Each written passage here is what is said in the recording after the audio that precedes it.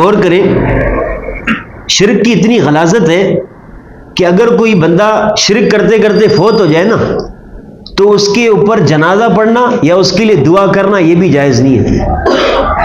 اکثر ہمارے مسلمان بھائی ان کو علم کی کمزوری کی وجہ سے ہندوؤں کے لیے بھی نا RIP رپ لکھ دیتے۔ رپ ایک آج کے دور میں ایک کلمہ استغفار ہے کہ بھئی اللہ اس کو معاف فرمائے۔ ابھی بیچ میں کچھ سال پہلے ایک ہندو سنگر فوت ہوا تھا، سدھو موسے والا۔ اکثر ہمارے مسلمان بھائی بھی کیا لکھ رہے تھے کہ اللہ ان کی مغفرت فرمائے۔ بھئی وہ ہندو ہے، جائز نہیں ہے، کسی مشرک کے لیے بھی دعائے مغفرت جائز نہیں ہے۔ دلیل کیا ہے اس کی؟ سورہ توبہ میں اللہ تعالیٰ نے فرمایا ما کان لنبی، کسی نبی کے لیے یہ لائق نہیں ہے، والذین آمنوا، اور وہ لوگ جو اللہ کے نبی کے ساتھ ایمان لا چکے ہیں نا ان کے لیے یہ چیز لائق نہیں ہے ان یستغفروا للمشرکین، کہ کسی مشرک کے لیے استغفار کریں۔ کسی مشرک کے لیے کیا کریں؟ استغفار کرنا جائز نہیں ہے۔ اس کے بعد اللہ نے اتنی کڑی شرط لگا دی ولو کانوا اولی قربا، اگر تمہارا عزیز بھی شرک کرتے کرتے فوت ہو جائے نا پھر بھی دعا جائز نہیں ہے۔ من بعد ما تبین لہم انہم اصحاب الجحیم، اس کے بعد کہ تمہیں پتہ چل جائے کہ وہ جہنمی ہے۔ دیکھیں آج کل بھی اکثر ہمارے مسلمان اگر اصل اصول تو یہی ہے کہ ہم سب کے لیے اچھا گمان رکھیں گے۔ کیسا گمان رکھیں گے؟ اچھا گمان رکھیں گے، کیونکہ سارے مسلمان ہیں، کلمہ گو ہیں، ہم کسی کے اوپر بھی کافر کا فتویٰ نہیں لگا سکتے۔ آپ جائیں جس کے بھی جنازے میں آپ کو پتہ چلے بھئی ہمارا بھائی مسلمان فوت ہو گیا، آپ جائیں جنازہ پڑھیں، ٹھیک ہے، لیکن ایک بندہ ایسا ہے کہ اس کے حالات کا بالکل آپ کو 100% پتہ ہے۔ 100% کیا ہے؟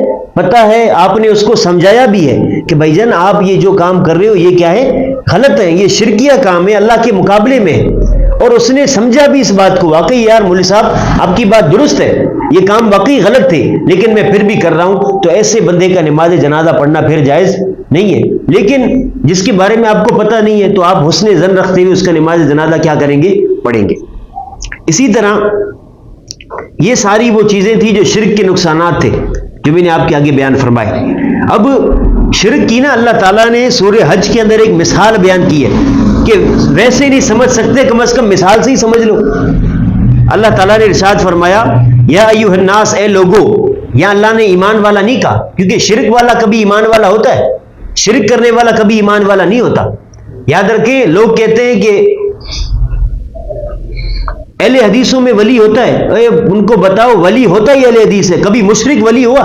کبھی مشرک ولی ہوتا ہے؟ ولی کون ہوتا ہے؟ جو اللہ کو اللہ مانے، رسول کو رسول مانے، اور الحمدللہ وہ اہل حدیث کرتے ہیں۔ تو کہنے کا مقصد کیا ہے کہ کبھی بھی جو بندہ شرک کرے گا، مشرک کبھی اللہ کا ولی نہیں ہو سکتا، وہ اللہ کا دشمن ہوتا ہے، وہ اللہ کے مقابلے میں اپنے معبود کو کھڑا کرتا ہے۔ تو یہاں پر بھی اللہ نے یہی بات کہی یا ایھا الناس، اے لوگو، ضرب مثل، ایک مثال بیان کی جا رہی ہے تمہارے آگے، فاستمعوا لہ، اس کو کان لگا کے سنو۔ اس میں مادہ میں الفاظ ہیں، کیا ہے؟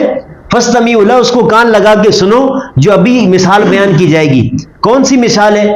اللہ تعالیٰ نے فرمایا ان الذین تدعون من دون اللہ، وہ لوگ جن کو تم اللہ کے علاوہ پکارتے ہو نا، جن لوگوں کو تم اللہ کے علاوہ پکارتے ہو، اللہ نے کیا فرمایا لن یخلقوا ذبابا، وہ ایک مکھی بھی پیدا نہیں کر سکتے، وہ ایک مکھی بھی پیدا نہیں کر سکتے۔ وَلَوِ اجْتَمَعُوا لَهُ، اگرچہ تمہارے سارے پیر فقیر بت سب جمع ہو جائے نا پھر بھی ایک مکھی پیدا کرنے کی طاقت ان کے اندر نہیں ہے، اتنے کمزور ہیں وہ۔ اس کے بعد اللہ نے کیا فرمایا وَإِن يَسْلُبْهُمُ الذُّبَابُ شَيْئًا، اگر ان کے آگے جو نذرانے پڑے ہوتے ہیں نا، شیرنیاں پڑی ہوتی ہیں، اگر اس شیرنی میں سے مکھی کچھ اٹھا کے لے جائے نا لا يستنقذوه منه شيئا، وہ اس میں سے کچھ اس سے چھیننے کی طاقت بھی نہیں رکھتے، اتنے کمزور ہیں وہ، اتنے کیا ہیں؟ کمزور ہیں۔ اس کے بعد اللہ نے کیا فرمایا ضعف الطالب المطلوب، جو ان سے مانگ رہا ہے وہ بھی سب سے زیادہ کمزور ہے، اور جس سے مانگا جا رہا ہے وہ بھی کیا ہے؟ کمزور ہے۔ اس کے بعد اللہ نے شکوہ بیان کیا، اس کے بعد اللہ نے کیا کہا؟ شکوہ کیا۔ اللہ نے فرمایا وما قدر اللہ حق قدری، اس مشرک نے اللہ کی قدر ہی نہیں کی جس طرح اللہ کی قدر کا حق تھا، جس طرح اللہ کی قدر کا کیا تھا؟ حق تھا، اس مشرک نے اللہ کی قدر کو پہچانا ہی نہیں۔ کہ اللہ تعالیٰ کون تھے؟ اللہ نے خود آگے بیان فرمایا ان اللہ لقوی عزیز، اے پاگل اللہ تو قوی تھا، اللہ تو کون تھا؟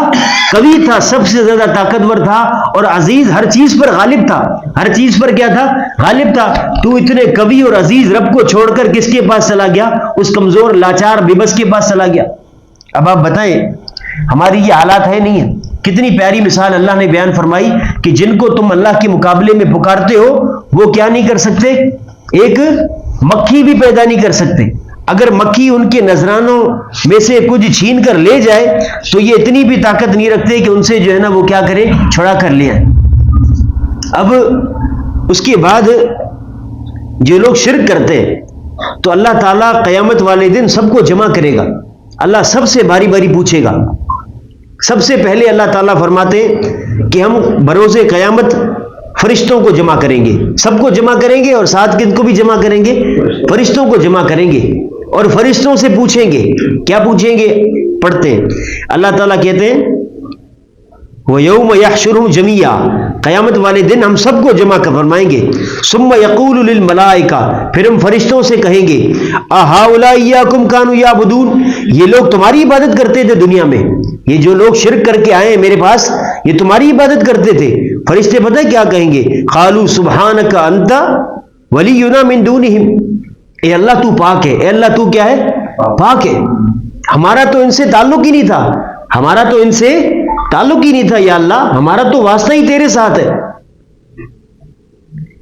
اس کے بعد فرشتے خود جواب دیتے ہیں بل کان یعبدون الجن، اے اللہ یہ تو جنوں کی عبادت کرتے تھے۔ یہ کن کی عبادت کرتے تھے؟ جنوں کی عبادت کرتے تھے۔ اکثرہم بھی مومنون، اور ان کی اکثریت کا ایمان بھی جنوں پر تھا، اللہ تیرے پر ایمان ان کا نہیں تھا۔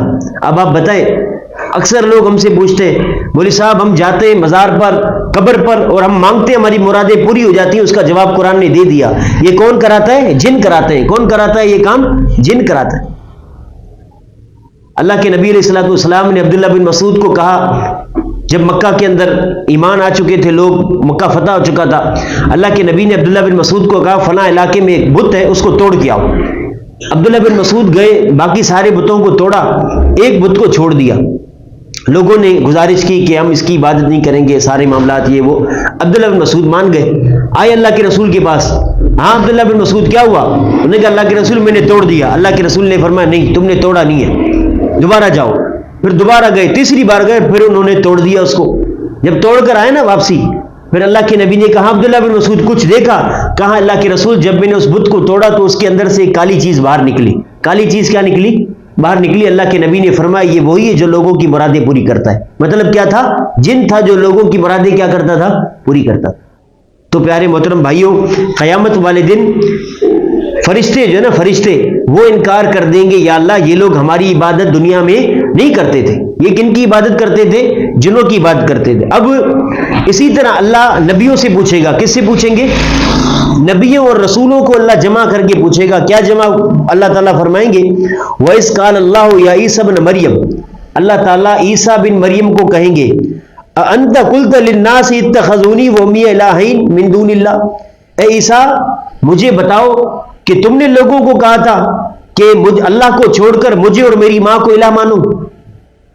اللہ کیا پوچھیں گے عیسیٰ علیہ السلام سے کہ لوگ دنیا میں آپ کی عبادت کرتے تھے اور آپ کی ماں کو، دونوں کو رب مانتے تھے، یہ تم کہہ کے آئے تھے ان کو وہاں پر؟ تم وہی جواب دیں گے سبحانک، اے اللہ آپ پاک ہو، اے اللہ آپ کیا ہو؟ پاک ہو۔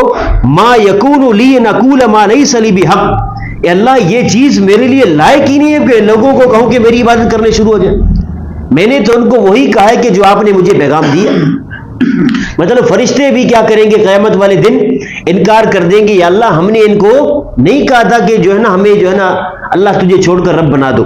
اسی طرح اولیاء اللہ اور جو اللہ کے نیک بندے اللہ ان کو بھی جمع کرے گا۔ اللہ ان کو بھی کیا کریں گے؟ جمع کریں گے۔ کیا جمع کر کے اللہ کیا پوچھے گا؟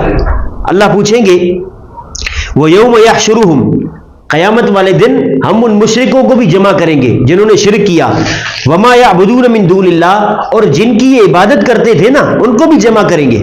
پھر اللہ تعالیٰ پوچھیں گے فَيَقُولُ أَأَنْتُمْ أَظْلَمْتُمْ عِبَادِي هَؤُلَاءِ، اللہ جن کی یہ عبادت کرتے تھے نا ولیوں کی، اولیاء اللہ کی، نیک بندوں کی، اللہ ان سے پوچھے گا کیا تم نے میرے بندوں کو گمراہ کیا تھا دنیا میں؟ ہم ذلوا سبیل، یا وہ خود گمراہ تھے؟ اب اللہ کے نیک ولی جواب دیں گے قالوا سبحانک، اے اللہ تو پاک ہے، اے اللہ تو کیا ہے؟ پاک ہے۔ ما کان ینبغی لنا، ہمارے لیے یہ چیز لائق ہی نہیں ہے ان نتخذ من دونک من اولیاء، کہ اللہ ہم تیرے علاوہ کسی اور کو دوست بنائیں۔ یہ اپنے متعلق کہہ رہے ہیں یا اللہ ہمارے لیے یہ لائق نہیں ہے کہ ہم تیرے علاوہ کسی اور کو دوست بنائیں۔ ہم ان کو کیسے کہیں گے کہ ہماری عبادت کرنا شروع ہو جائے؟ ہم نے آج تک تیرے علاوہ کسی کی طرف نہیں دیکھا، تو ہم لوگوں کو کیسے کہیں گے کہ یہ ہماری جو ہے نا عبادتیں کرنا شروع کر دے؟